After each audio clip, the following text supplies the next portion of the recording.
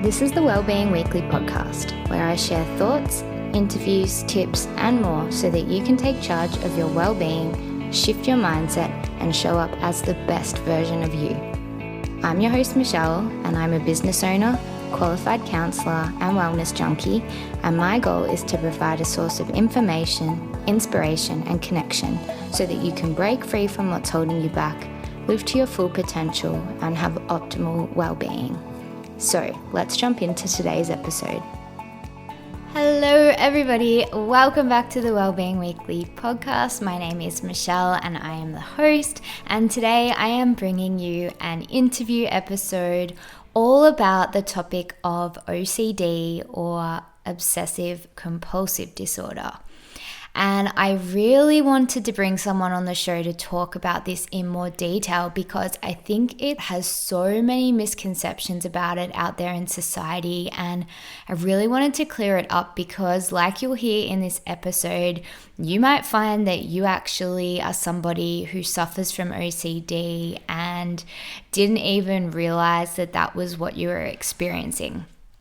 So I know with OCD, it's really common in society for people to automatically assume it's all about cleanliness and people who are really super hygiene focused or really tidy and have to have everything perfectly lined up, or everything has a spot and perfectly put away, and they vacuum their floor every single day.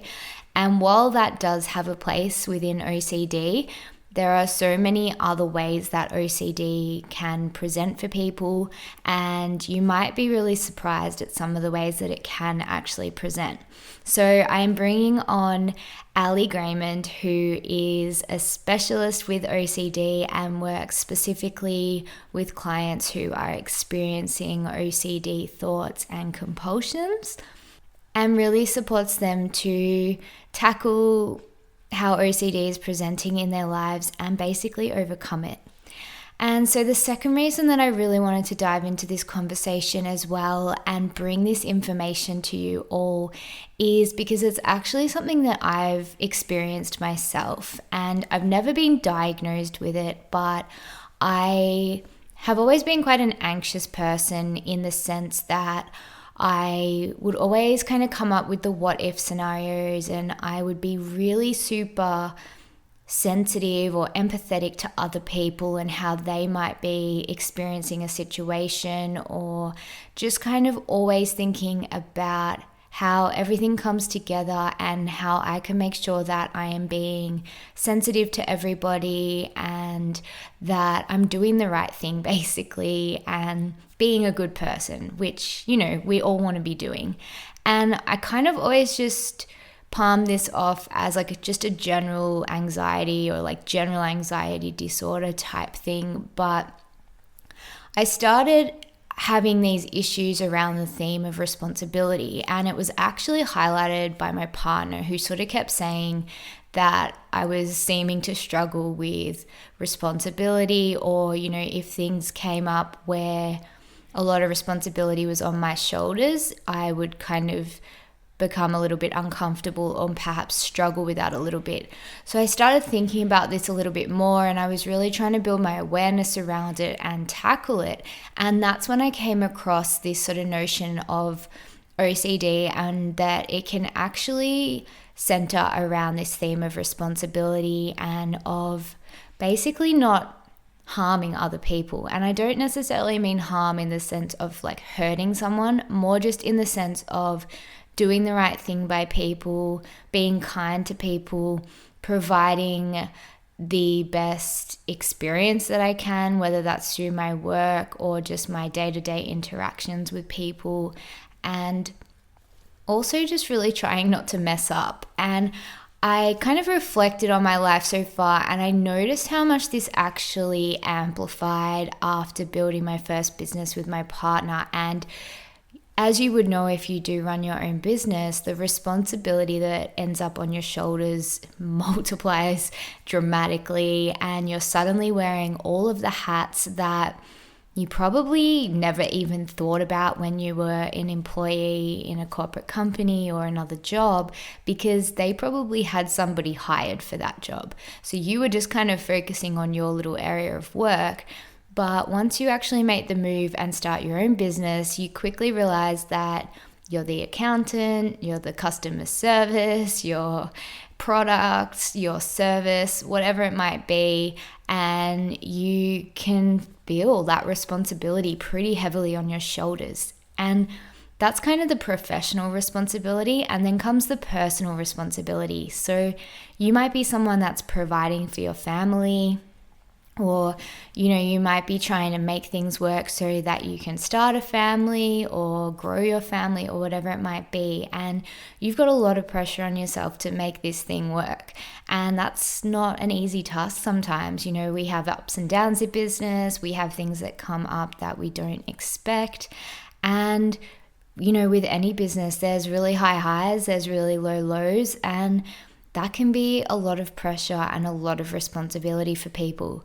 So I definitely found that as I was moving through my own business journey, I was feeling this kind of cloud of responsibility a lot more than I had ever felt at any other time in my life. And how that kind of manifested for me was just being sort of hyper vigilant in everything that I was doing in the business, making sure that I'd checked everything off properly, that people were getting the right orders, that I had spreadsheets and processes that were kind of tracking things, that I basically kind of dotted my I's and crossed my T's on pretty much everything, so that if anything did go wrong or anything came back and it was my responsibility, I would have had it covered.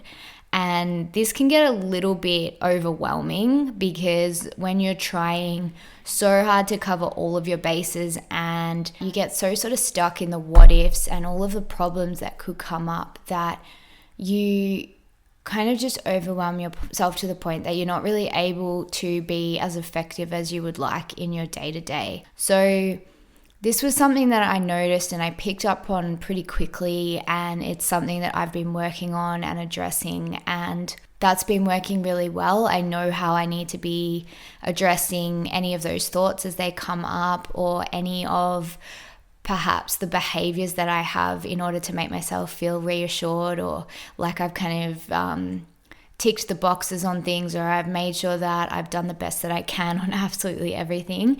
And I've really noticed a difference when I challenge that. And that is something that Ali and I dive into in this conversation, all about how you can be identifying these thoughts that might be coming up for you, and also the associated behaviors that can often come with those thoughts, and how you can start to actually address them and challenge them and get yourself on a road to recovery where these sorts of thoughts and behaviors aren't problematic for you and they're not interfering with your day-to-day life. So just a little bit of vulnerability there, because I know it is something that I've struggled with more so in running my own business. So I could imagine that it's probably something that comes up for other people as well. And yeah, that's why I really wanted to bring this conversation out in the open, so that you can just understand the nature of OCD a little bit better, and that it is more than just cleaning your hands or, vacuuming or putting things in a line. So super excited to bring Ali on and bring all of that information to you. So just a little bit more about Ali. So Ali is an OCD recovery coach, an author, and a speaker. She's written over 30 books on how to get over OCD as it relates to different subtypes of the disorder. Ali Greymond has a very successful recovery program which boasts very high recovery success rates. She's also made it her life's purpose to help people fully recover from OCD. So I'm going to bring Ali on the show now, and we're going to dive more into this topic and how you can perhaps notice it in your own life, or maybe even in the life of someone close to you, and what you can do to combat it.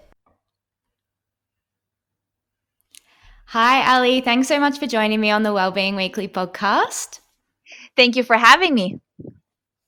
I'm super excited to dive into our conversation today, all about obsessive compulsive disorder, and listen in to all of your advice and wisdom.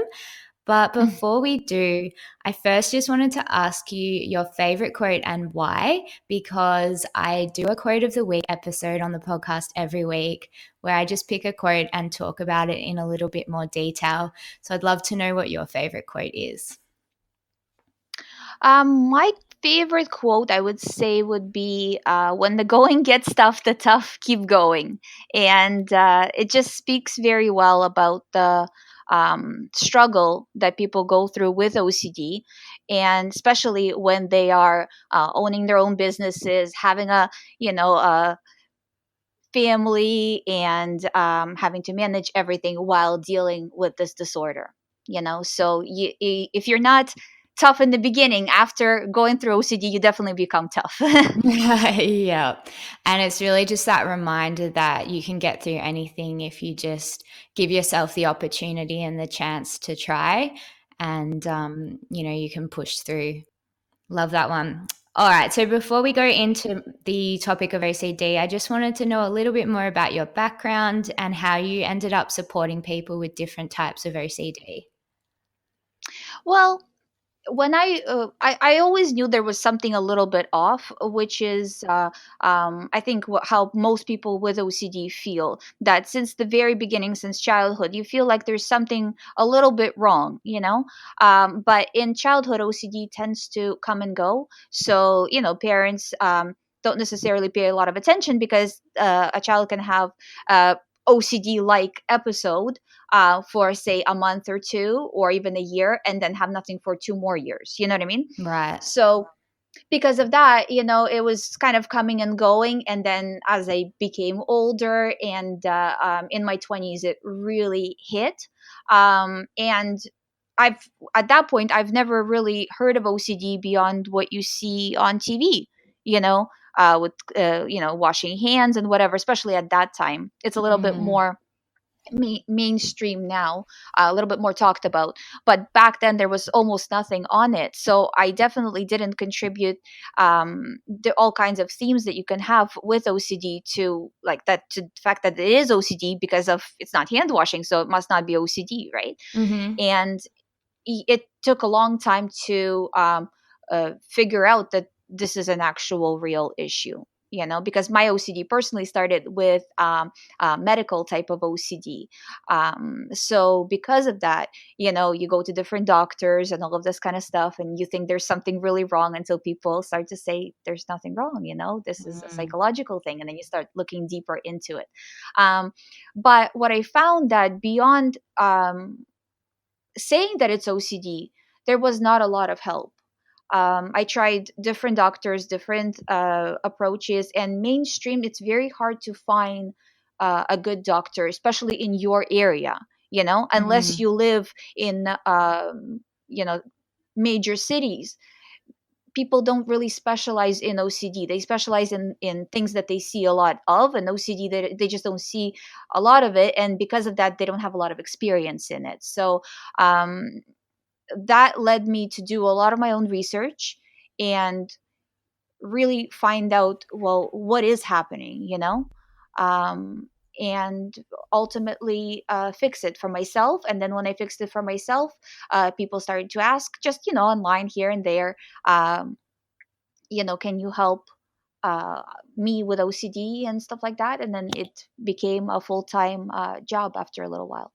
amazing. So we're going to dive into how you sort of supported yourself with your own symptoms and how you also support other people. But you mentioned that Mhm. you had the sort of medical theme with your OCD, and I just Mhm. love to know how that was kind of presenting for you. Well, I thought I don't really want to get into too much of the specifics for privacy reasons, but it was something to do with thinking I had different medical conditions, which I did obviously didn't, Hmm. and it was clear to everybody and obvious to everybody but myself. Um, and but the problem was that when I went to the doctors, and they did all of the appropriate tests and stuff like that, it just jumped to a new theme. and then a new theme.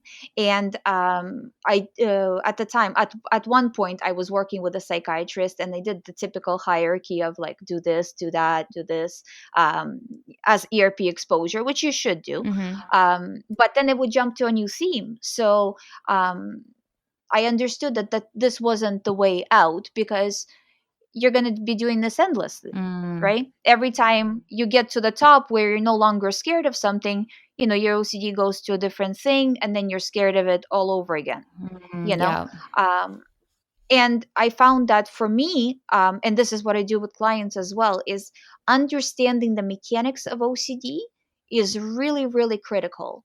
You Mm. know, when I started to understand that whether a person has cleaning OCD, where they're um, obsessively worrying about, say, what if they didn't clean this right and something bad is going to happen and they're going to be responsible, or harm OCD, that maybe they've said something and that hurt somebody and they're responsible, or driving OCD, where what if I hit somebody and I'm responsible. Most of these things are the same thing. Mm. They're just not every single OCD, but most types of OCDs come down to responsibility and harm in some Yeah. way. Not every single one, but most of them. And if you start to classify them, that this is just another shade of the same, basically the same color, Yeah. right? Then you see it in a different, you see it in a different way. And when a new thought comes in, and even though it may seem like it's a different theme, but it's really actually not when you dig into it, because and again, like I said, for most themes, when you dig down into it, it's because something, something, something, and I'm a bad Yeah. person at the end. That's how the worst case scenario ends for the person. Or something bad is going to happen to someone I love, and then, again, that makes me a bad person. Not in every case, but in most cases I find that to be true. Yeah, and so I can understand that when you do understand those mechanics and the underlying sort of symptoms of OCD and how it works and plays out in your life, you can kind of address it across all of those different themes as they pop up. Exactly. And from that point, you become bulletproof. It doesn't matter what OCD throws at you. It doesn't matter what kind of thought you get. You're just not reacting. And because you're not reacting, over time, what's going to happen is that the OCD starts to go away, because the brain gets used to not living in fight or flight every single day, which is what I was doing, when my OCD was at its worst, right? Yeah. um, and it normalizes, and you don't get thoughts anymore, so yeah. And again, when it comes to thoughts, people get 50,000 thoughts a day. And studies have proven that people with OCD and people without OCD actually have the same thought in the beginning. So that thought of, what if I said something bad, or what if I'm going to do something bad? That's a thought that anybody can have. Out of those 50,000 thoughts, anybody can have that thought. But the difference is, and this is coming from the studies that the universities have done, that the person with OCD takes it super personally and super seriously, while the person without OCD just, oh, whatever, Yeah. weird thought. So what? You know, they don't attribute it to themselves. Yeah, I think that's a really important point to make. And I'm just going to repeat that, we can all have the same thoughts that come up, whether we have OCD or not. But the ones that have OCD are going to relate to that thought differently, and they're going to take it more personally, or they're going to ruminate or internalize it in a different way to what generally other people might do. Mm-hmm. Yeah. So before we jump into the different themes of OCD that you've mentioned, can you just unpack OCD a little bit more, just what it actually stands for and what are some of those mechanics that are experienced by all people with OCD? So, okay, so let's dive into how OCD starts again. So, the person will, from the beginning, I actually work without having days off, which is not probably very good and something I should work on. Um, but I talk to quite a large number of people, and I can tell you that every single person I talk to have been sensitive since birth. So they're born sensitive. That doesn't mean they have OCD since birth, but they have that kind of first stepping stone that can cause OCD potentially in the future. Um, So as the child grows up, anything they hear that is very threatening, such as what if something would happen to my parents, or this kind of stuff, that's what kids usually grab onto. um, Mm-hmm.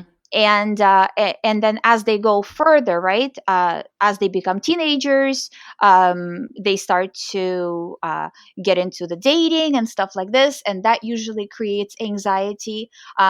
Currently, most common fears that I hear from teenagers are fears about, what if I'm homosexual, or if if a person is homosexual, what if I'm heterosexual, Mm-hmm. fears that way as well. And another one would be, what if I hurt somebody else, right? So those kinds of things, and that's very distressing to kids or teenagers. And then from there, as because the thoughts they can change depending on what's relevant to the person in the moment. Right.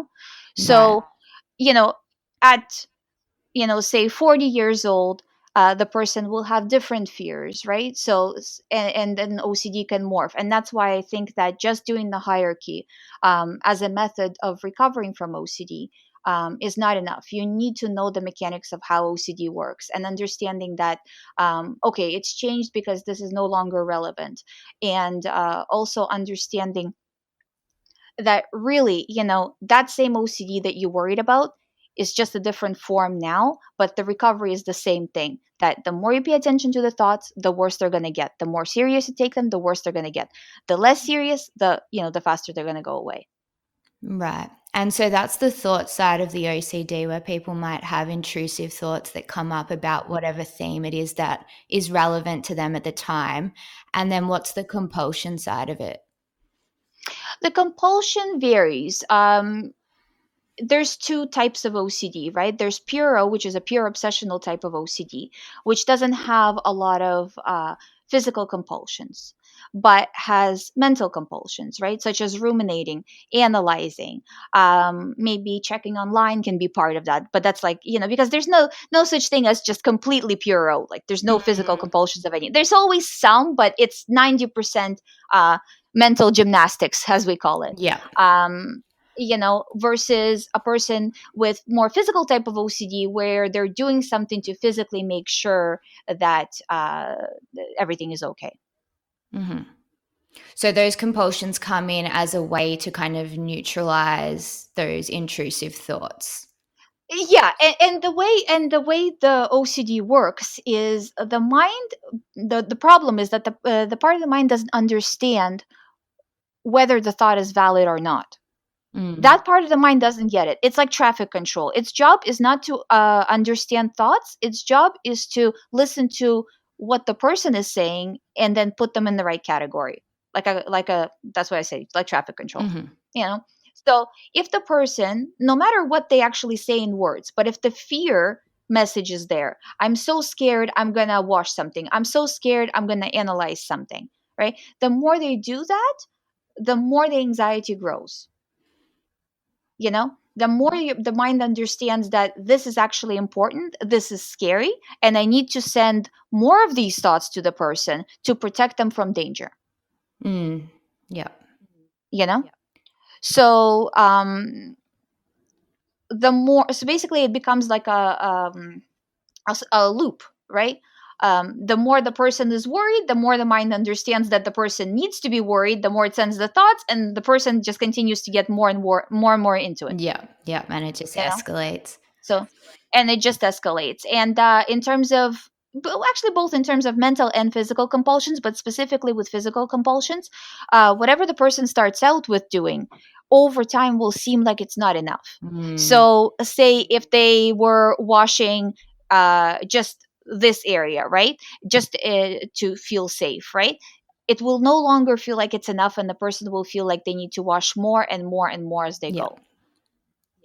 Yeah. So it escalates as it goes. Yeah, and that's the classic example that we sort of link with OCD, where, there's perhaps a fear of contamination or hygiene issues, and they'll look to wash their hands, and that can just increase over time to perhaps maybe it's just they wash their hands once, then it's maybe 5 times, and then it becomes sort of 30, 40 times a day, and Yeah. it just keeps escalating. And then it could get to the point where they're just avoiding any kind of behaviors that might lead to any contamination.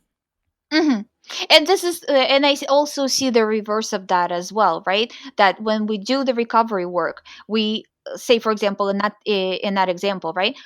We will lower it that same way. So, Mm-hmm. okay, because it's hard to say, if the person were able to just stop the compulsions, they wouldn't need anybody to help them, obviously. Yeah. So, they need a stepping stone. So maybe we'll do, say for example, they'll do a certain compulsion, say 50 times. Well, can you do it 49 times or 48 times, right? And then lowering Mm-hmm. it as they go. Or in terms of PRO type of OCD, like pre-obsessional OCD, then spending less time analyzing. So, okay, I'm not going to analyze for the entire day. I'm going to say, push it all the way until certain time, and at that time I'm going to give it attention, Mm-hmm. because Yeah. it's, and it would be better if they wouldn't give it attention at all. But in a situation where it's clear that that's not possible, at least limiting it and delaying as much as possible. Because when the person is delaying, they're showing their mind that this is not all that important, that there's better things that the mind can do, Yeah. and that really helps. Yeah, I can imagine. So OCD is a mental health issue that's heavily been linked to cleanliness and, needing order. And you'll often hear people saying things like, oh, I'm so OCD, or you're way too OCD about this or that. And while I know that OCD does link into hygiene concerns and tidiness and order, there are actually a number of different subtypes or themes of OCD, like you've kind of touched on. So I really just want to jump into what some of those are, because I don't think that the majority of people really know about this or understand it. So can we just step through some of those themes of OCD, and can you just give some examples of how that might look in terms of obsessive thoughts and the compulsions? So, even just to touch a little bit on the cleanliness, what they don't say in the shows, like when they when they put now they do more so, but before they didn't used to at all. The person is not cleaning for the love of cleaning, Yeah. or because they like a clean house. They're cleaning for usually a very specific reason. For example, if I don't clean, there's chemicals left over, and then say my children will touch the chemicals, and then something bad is going to happen, Yeah. you know? Or it can be linked to even something that's more of, for example, a religious theme, that God wants things to be clean, and if my house is not clean, the God will be unhappy with me. Mm-hmm.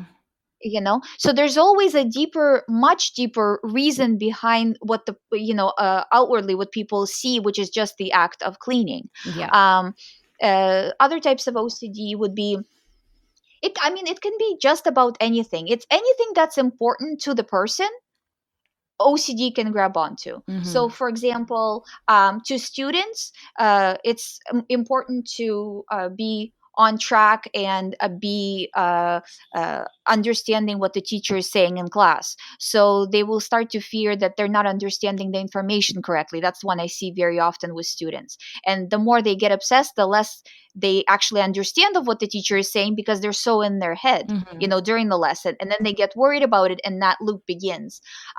Religious OCD, where the person has to do certain things, but to the extreme, because what if something bad is going to happen to me if I don't? What if God is going to be unhappy if I don't? Mm-hmm. Um, Medical OCD, in terms of maybe, what if I have, for example, cancer, and the person gets exams and then checks over and over and over again, and it's never enough, because they're like, but what if this, but what if that, I had a symptom, Mm-hmm. and it just continues. In terms of relationship, how do I really feel about my partner? How does my partner feel about me? And keeping that mental loop going, and in that case, maybe asking all the time, that would be a compulsion in that situation. um, those kinds of things, really. Yeah, so there's really so many different themes. I know another one as well is around pregnancy, which I know a lot of people don't really know about. hmm hmm I actually have a lot of I don't know why, but I have a lot of clients who are in some stage either pregnant or have just given birth. So I do see a lot of that, and usually in those situations, it attaches most of the time to the baby or to the family life or something like that. So, what would be some examples of that? And again, sometimes they link it to postpartum, but Mm-hmm. it's I mean, it would be classified as OCD as well. That, say for example, saying, what if I cause harm to the baby somehow, so the person is now afraid to hold the baby by themselves, say when nobody is around, or um, say take the baby anywhere where around sharp objects, so those kinds of things. Mm-hmm. Yeah. Yeah. So there's really just so many different ways that it can manifest depending on what's kind of happening for you in your life at the time. Yeah, exactly. So, if someone's experiencing these thoughts and compulsions across any of those areas that you've mentioned, how can they distinguish between what's actually like a factual or a real thought and needs to actually be addressed, or what is an OCD thought that triggers a compulsion? um See, the problem is the OCD is a disorder of doubt, right? So if the person knew for 100% certainty that this is an OCD thought, they would never develop OCD, because they would just be like, no, that's not real, and they would be able to move on. Mhm. They can't.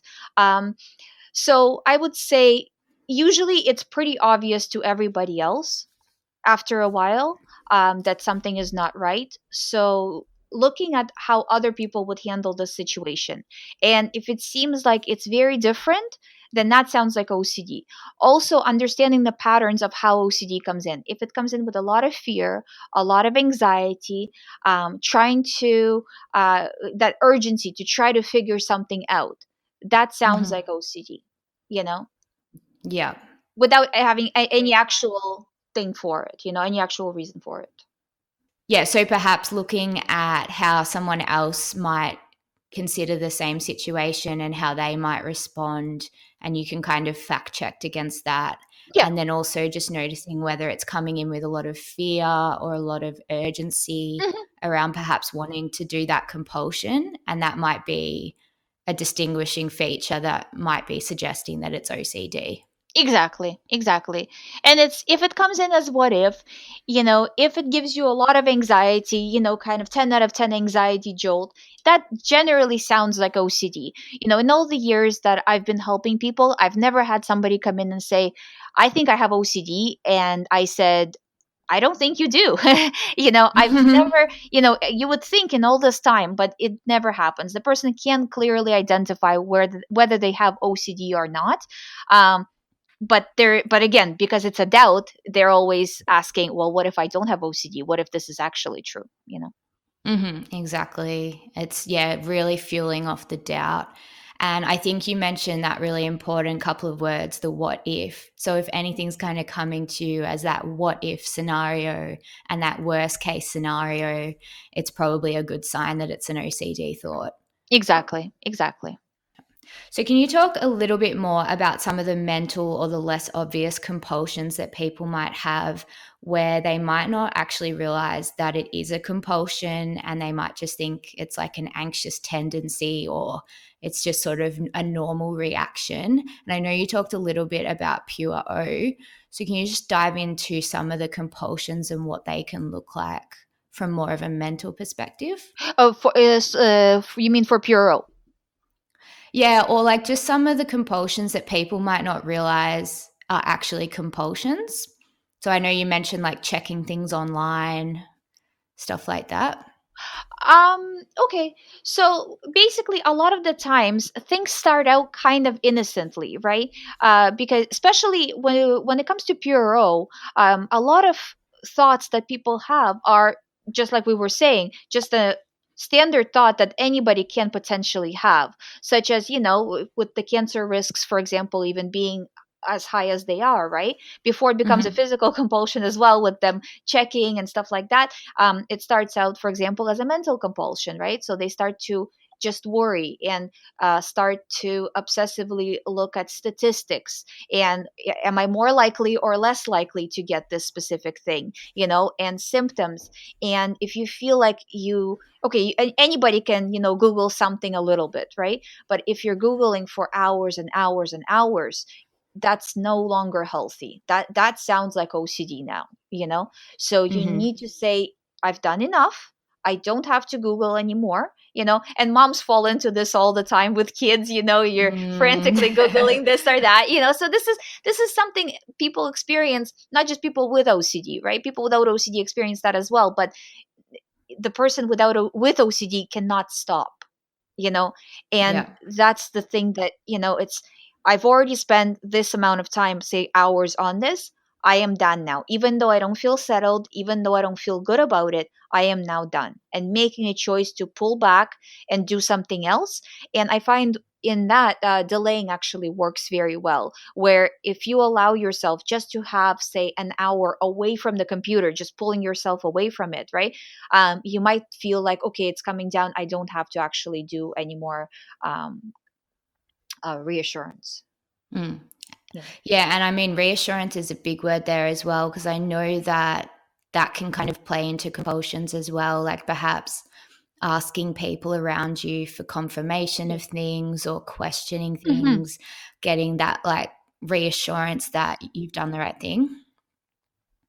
Exactly. And I can tell you that the reason OCD gets worse and actually progresses into a full blown OCD panic, right? And the full blown disorder is 100% because of reassurance. Mm-hmm. Whether it's mental reassurance, which is analyzing and getting into it, or physical reassurance. If in that moment, say if we take a person who is about to develop OCD, but let's make that person have a big background, say their whole family is OCD specialists, Mm-hmm. right? And they know everything about OCD, they know what it looks like, and they're aware. When that first thought comes in, they'll be like, wait a minute, this sounds like OCD. I'm not going to buy into this, Yeah. and they won't let it get that far. You know what I mean? But because nobody has this kind of training and it makes sense to reassure yourself when you're scared, you start to fall into it deeper and deeper and deeper. Yeah. Mm. So reassurance as well is something to be mindful of if you feel like you're constantly asking people around you about things that you're doing or things that might be happening for you, or, whether it's checking things online or going in forums, things like that. That's all part of reassurance and can kind of be a compulsion as well. Yeah, and absolutely choosing not to do that. Yeah. In my recovery program, the two important things that I focus on is choices. We're not chasing the feelings of relief.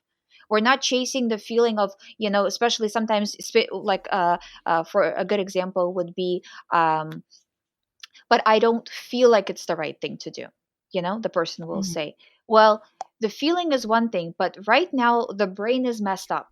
And to fix it, we need to make a choice to show which way to go, right? The brain needs to see what to do. That traffic control needs to know, is this a dangerous thought or not? Before it learned that it is. Now you have to retrain it. So at first, when you start to retrain it, the brain is actually going to rebel against the person, as I call it, and try to say, wait a minute, you're putting yourself in dangerous situations. And in the beginning of this process, when the person first starts to resist, I actually see them getting deeper into OCD. They start to do not deeper into OCD in terms of the compulsions, but because they are resisting, but having worse thoughts, more in-depth thoughts, and getting more scared. And this is the time where they have to stay strong. Going back to what I said, that you have to stay tough in the Mm. very beginning. Is the most important, because that's when it's the hardest. You have no experience of dealing with OCD, and yet you have to be at your toughest because it's gonna pummel you with thoughts. So you have to stay strong and push through. Yeah, almost that Hmm. thought of like it's going to be harder before it gets easier, and almost expecting that there's going to be a period of adjustment and that you really need to be challenging everything that you've kind of known up until now. Exactly. Yeah. So I want to dig into the sort of theme of responsibility and doing no harm, because I know you mentioned those are kind of part of the underlying mechanics of OCD. And I know Mm-hmm. that I've experienced this a bit with myself when I was building my businesses. And I think it's something that would be very common to business owners and entrepreneurs. So I want them to kind of understand it a little bit better. So, how Mm-hmm. might OCD present around that theme of responsibility for a business owner? So for business owners, a lot of the times, the person will feel like, "What if I didn't do enough?" Or "What if something is gonna go wrong?" Or "What if they're gonna say sue me?" You know what I mean? And it's these what ifs, and the person might do a lot of reassurance again, even to the point of calling the clients back, right? Mm, To ask this or that, so that's something I see very often, or going above and beyond, which is actually a good thing, right? In the way, going above and beyond what is expected of you, but not if it's done in an OCD way to the extreme. You know what mhm. I mean? Yeah, and I know I had this a little bit. I used to work as a counselor, and there would be times if I had a particularly distressed client or, perhaps they were at risk of harm to themselves, I would sort of start getting a bit worked up about the what ifs and wondering if I'd done enough and, whether I needed Hmm. to perhaps check in and do do a little bit more. And it kind of played into that responsibility again and, making sure that everything was going to be okay. um, Hmm. and so I can see how that can play out for business owners. And like I said, I've sort of experienced this a bit myself, is just wanting everything to be done correctly and, that you're providing the best service or the best product and best customer experience and, things like you said, not getting sued, not having disappointed clients, bad reviews, whatever it might be. And if that's left unchecked, it can kind of just continue to escalate over time. Hmm. Exactly. Yeah.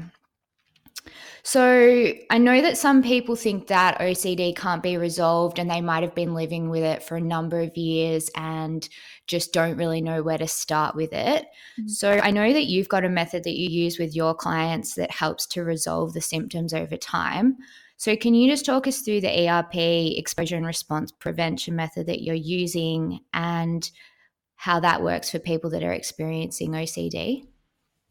So for me, because I've experienced OCD personally, I've seen and seeing it from kind of insider perspective, I saw Mm, some of the shortcomings that happen, in traditional treatment of OCD. And the biggest one is the amount of time that the one on one attention that the person needs in order to recover. Once a week, seeing a therapist is not enough. It's mhm. only enough in a situation where the person, maybe has 2 out of 10 OCD or 3 out of 10 being the worst, right? OCD. Yeah. So in that case, yeah, okay, they're probably already well on their way and they just need a few corrections here and there, and that's once a week is enough. But, when a person spending 24 hours a day worrying about something, um, they really need a lot more support. So my program works, I have different packages, and those depend on the amount of help that the person needs. I do have a weekly package, um, but the package that I find that the most successful is every other day. So every other day, I'm on the phone with the person. And between Mhm. those talks, we also have text support. So if the person is having a hard time and they're saying, Ali, I can't handle this. I'm having a crisis. I can't wait till tomorrow. Can we just talk today? Then we skip and we switch the sessions and we talk, that same day, as long as the schedule Mhm. allows, right? So I Yeah. find really addressing the problem right when they're in the midst of it really helps. And the other thing is knowing the mechanics. So instead of solving the situation, we go from kind of like a bird's eye view of the situation. Well, for example, right, does this situation feel the same as your previous situation? Does it look exactly the same? If Are they basically the same theme? And usually the answer is yes, right? Unless OCD is switching topics completely, but usually the answer is yes. So, and kind of making the person see that, wait a minute, I've just experienced the same thing last week, just slightly different. So why am I doing this again to myself? Yeah. And so what does the ERP method actually involve? The ERP depends. It's very tailored to the person and their situation. So, for example, if the person, how we were talking earlier, asks questions from people, say in their family, all the time. What about this? What about that? Getting reassurance. Then a lot of the times, I will sit down with them and their family, and we make kind of an agreement that they will not ask and the family members will not help them to Hmm. to get reassurance, right? Yeah. But we'll be there for just emotional support of understanding how tough it is, right? So everybody's on the same page. If the person is doing things on their own, right, not involving other people, then we at least start to cut it down, and this a lot depends on how intense the OCD is. I'm not going to ask a person that has 10 out of 10 OCD to stop all the compulsions, because I can, but it's simply not going to happen. Yeah. So at least cutting them down, at least delaying, and then little by little, because it's hard for them to believe me on my word, that this works. They need to Mm. see it for themselves. So when they start to lower the amount of physical or mental compulsions that they're doing, and they start to see improvement, little by little, they start to get out of it. Yeah. And that's probably motivating for them to continue Yeah, exactly. dropping, like lowering and lowering. Yeah, So it's really about kind of having that a bit of like a ladder in terms of what their compulsions present as, and slowly delaying those or cutting them down little by little over time, and basically exposing themselves to those intrusive thoughts without having to do the compulsion perhaps to the exactly, same level or for the same amount of time as they have in the past. exactly. Right. And so then by exposing themselves to that thought for a little bit longer or in a different way, they slowly are able to challenge it and reduce like the doubt or the impact that it's having over their lives. Yes, and the more they do this, the more the brain understands that, okay, well, the person is not worried, everything is fine, there's no need to send these thoughts. And the thoughts themselves start to go away as well. So the brain actually this is the beautiful thing about the recovery, that the brain fully normalizes, because the less the person pays attention to the actual thoughts from a position of fear, as I call it, right? Um, the more the brain understands that there's nothing to fear here. And the brain doesn't hold on to useless information. So if the person says, this information is useless, I'm not scared, the brain's like, okay, it's gone. Yeah. You know what I And mean? I'm sure that's such a relief to people that have had this perhaps for their whole lives and, Yeah. have thought there's no way out. But, it would just be such a relief to be able to see that improvement. And another note to that as well is, I see people of all ages come to me, and I find, believe it or not, that people who come to me who've had it for 30 years, 40 years, actually a lot of the times tend to recover a lot faster than a person who's only had it for a few months. Especially if Mm. that person who had it for a few months, if they're a younger person, like a teenager or a really young adult, or a kid, you know That's and interesting. yeah, because you would think it would be the other way around, right? But what the reason why I think it is, just from experience, is because the person who's had it for 30, 40 years, they're so sick of it. They're like, Ali, Mm. you just tell Get me rid of what to do. it. Yeah, no, but they're ready to fight. Yeah. They're like, I'll do it. Whatever you tell me to walk through fire, I'll walk through fire. I'll do it. Just tell Hmm. me exactly how to do this. They're so ready. And the other part of it is also, the person who is older have gone through things, so they've had good times in their lives, they've had bad times in their lives, you know Mm. so they've dealt with things. They know, when I say to the person, which I say often in the sessions, you have to push through. An older person will understand what that means. When they say Yeah. that, to a younger person, they're like, push through. This is too hard. I don't want to do that. Mm. You know Yeah. what I mean? So, and a lot of the times, the person who hasn't had it for a long time, they're still in a state of shock, because OCD, when it comes in full blast, it comes pretty quickly. For me, I went from having zero OCD to having 10 out of 10 OCD in about maybe a few days. Right. Wow.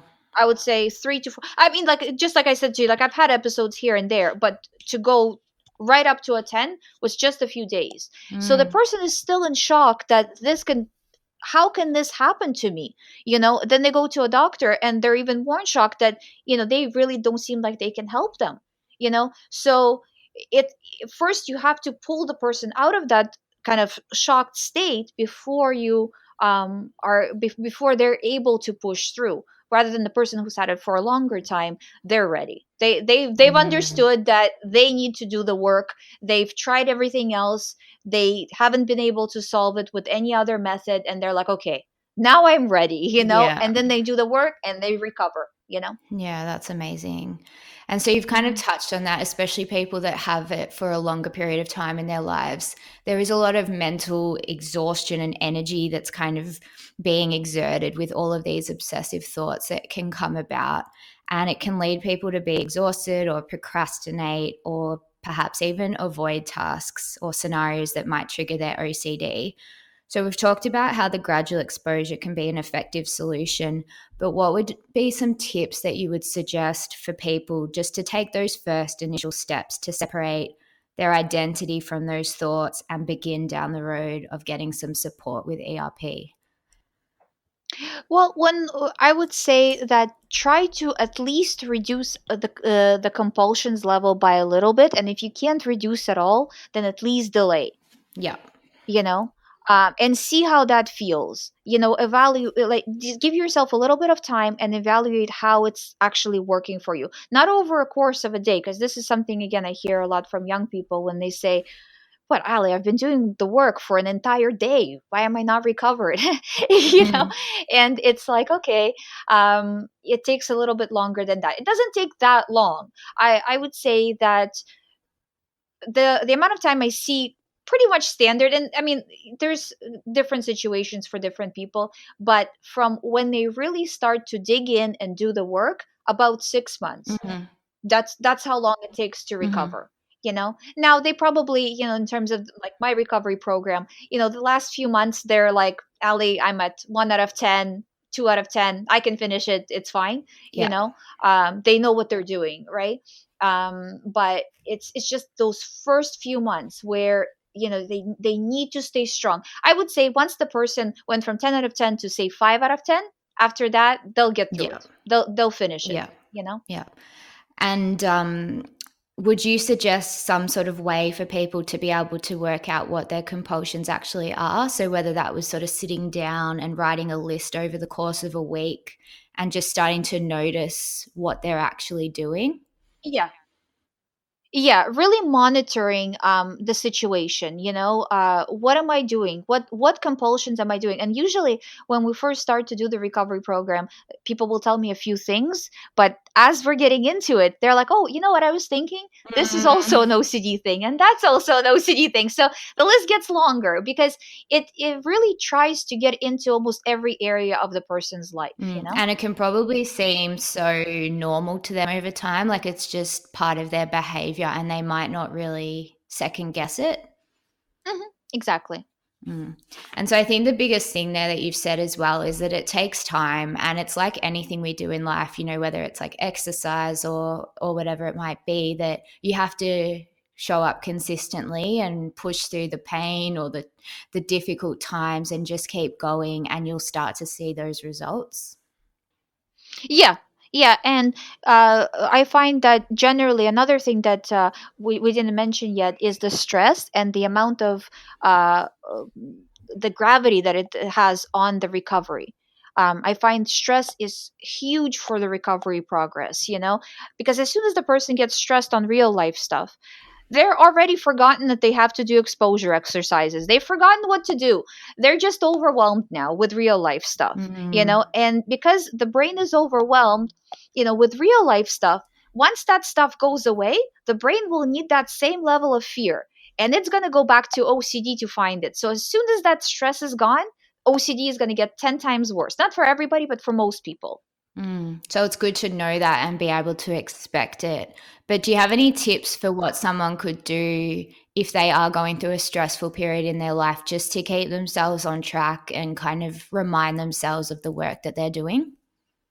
I would say, especially for business owners, right? That really setting small tasks, delegating as much as possible, and putting the recovery work as the priority.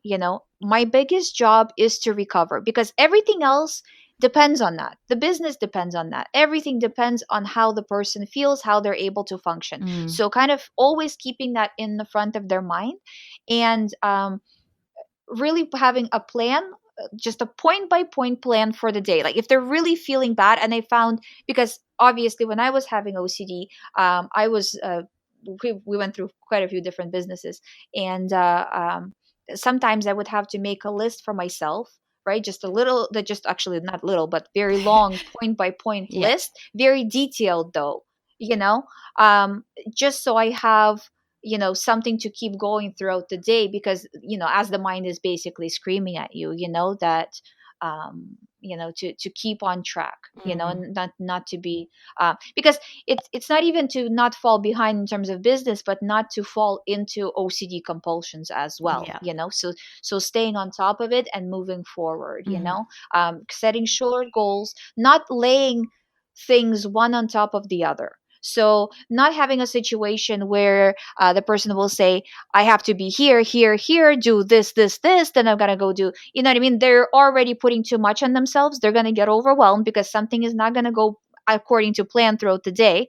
And then it's going to be too much. Yeah. And I think that's really important, especially for business owners, is planning out things in a way that's not going to overwhelm you and lead to that stress that you're talking about, because that's when the OCD can get triggered again. So it's really being mindful of Hmm. pacing yourself, being kind to yourself, and Hmm. making sure that you're trying to, I guess, do things in a way that's not going to overwhelm you or overload you. Yeah, and I find that again, when we do the recovery program, setting kind of a target of, and really, because we're so close and we're in such close contact all the time with the clients, right? I know what's going on in their lives. I know they're gonna be in a stressful situation tomorrow. So I make a note of that, so I know, okay, I need to make sure that this person is okay. I need to contact them. How are you feeling? That kind of a thing, Hmm. so not to let them fall down, and I find that this is a big problem in standard care, right? Because they're, by the time a week passes, the person goes to the doctor, they're already not doing well. Yeah.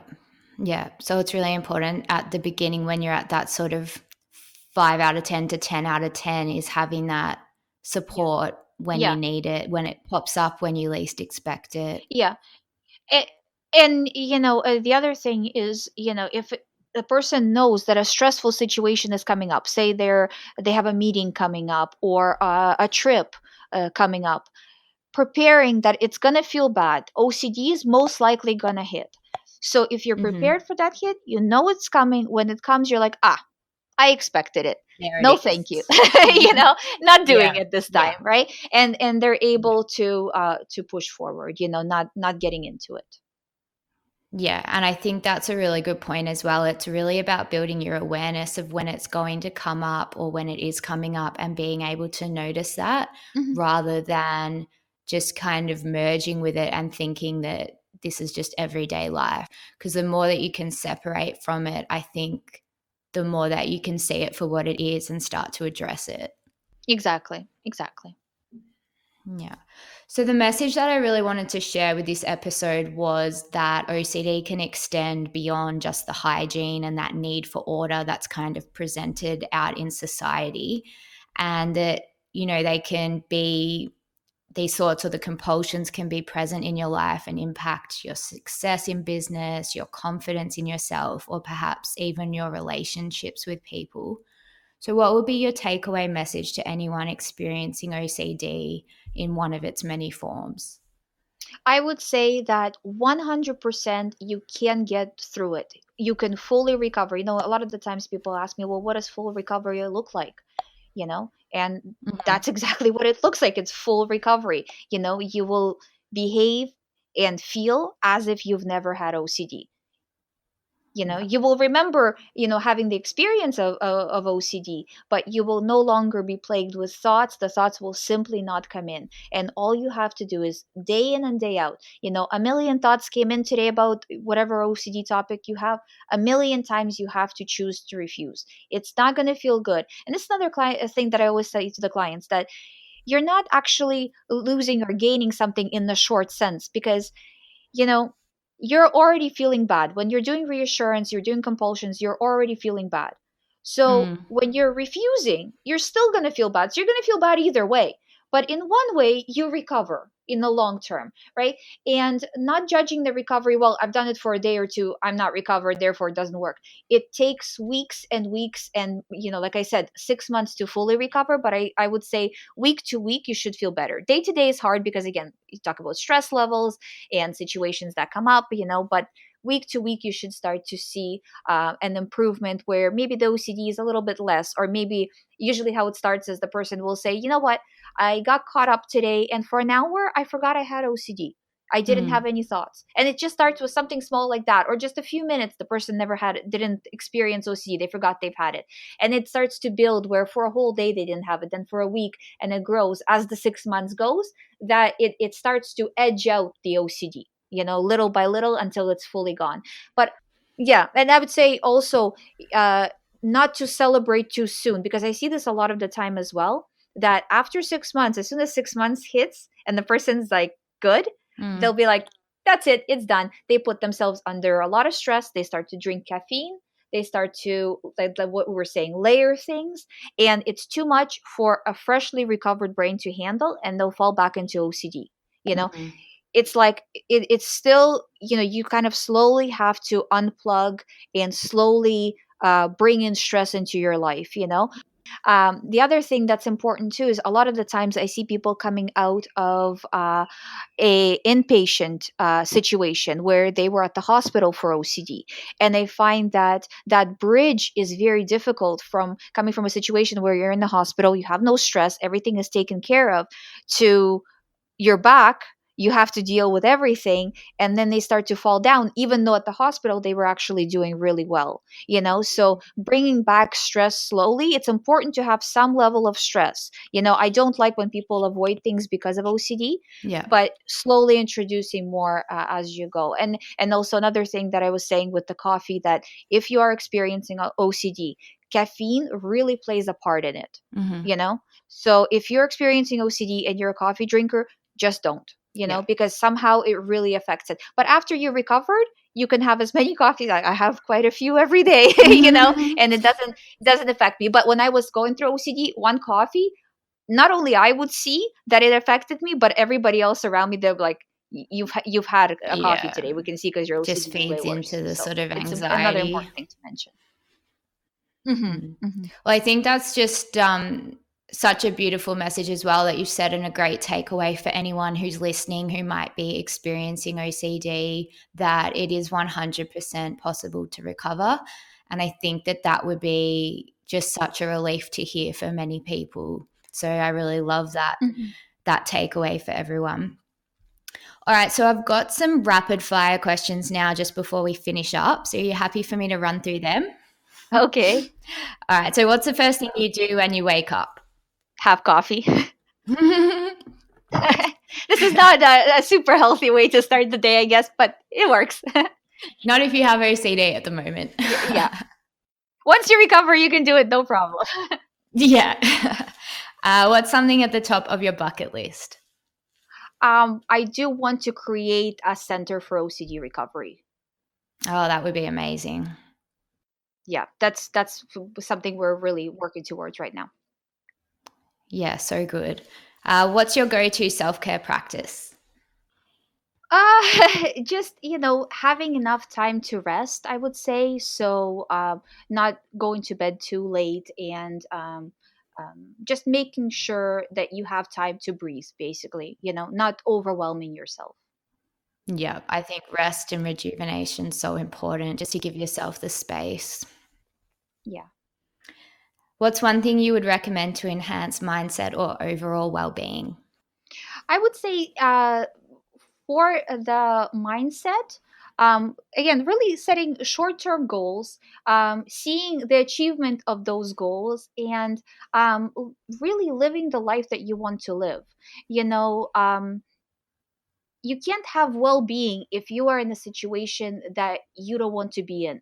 Mm. Do you know what I mean? Yeah. So if something is not suiting you and you feel like that, it's really not for you, whether, you know, it's your job or whatever situation that you're in. I don't think that no matter how much you try to do, you know, the standard things of like meditation and things like that, if you're just not happy, you know, not in an OCD way, the person's like, I feel like I'm not happy, right? But if Mm. you're actually not happy, then changing that. So the more you live the life that you want, the less actual things you have to do to keep up, you know, your spirits, you know, because Yeah. you're already in the life that you want. Yeah. Yeah. That's amazing. And what does well-being mean to you? And same kind of idea, you know. First of all, well-being for me, you know, as an ex, you know, sufferer of OCD, means full recovery. Hmm. And doing, you know, for me personally, helping others recover as well, Yeah. you know. And I think it's obviously such a need out there that's not really being addressed by, the standard healthcare system. So I think you're doing such an amazing job supporting people that do have OCD.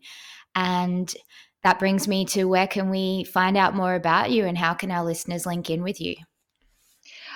So the easiest way would be to visit the website, youhaveocd.com. It has links from there to all my social media, to my YouTube, as well as to the program. So they can find all of that there. Hmm. On the website, it has my schedule, so they can book the appointment with me right through there and get started if they would like to do the recovery program. So all the information is on youhaveocd.com. Amazing. And I'll put all of those links in the show notes as well so people can click through if they're interested. And I think the important thing to mention as well is that all of your programs are online as well. So if people aren't in America, they can still access you and get support. Yes, I have clients pretty much in every country now, all over the world, you know? So Oh, it's. amazing. Yeah, because I'm based in Australia, so some of my listeners are also from Australia. So it's really great to know that they can still access that support even if they're Yeah, not in the same yeah. country. I had quite a few clients from Australia actually. Oh, great. So, yeah, like I said, I'll put all of those details in the show notes for people so they can come and link in with you and find out more information. But I just wanted to thank you so much for joining me on the podcast and talking about OCD in more detail. I think it's been a really great conversation, and I think one that will really support any of my listeners that might be struggling with this issue. Thank you so much for having me. No worries. Thanks. See you later. Okay. Bye-bye. Thanks so much for joining me on today's Wellbeing Weekly episode. It means so much to me to be able to provide you with a source of information, support and connection to improve all aspects of your wellbeing and live to your full potential. If you enjoyed today's episode, I would be so thankful if you could leave a rating and review in iTunes. It really helps to grow the podcast and get the word out there so that more people can focus on their wellbeing. Or if you know someone that would resonate or benefit from this episode, then please feel free to share it with them. You can get more information at wellbeingweekly.com.au, where I have all of my podcasts, blogs, meditations, and other resources to support you. You can also sign up to the Wellbeing Weekly tribe and receive my weekly emails, or follow Wellbeing Weekly, one word, on Facebook and Instagram. Until next time, sending you love and positive vibes for your week ahead.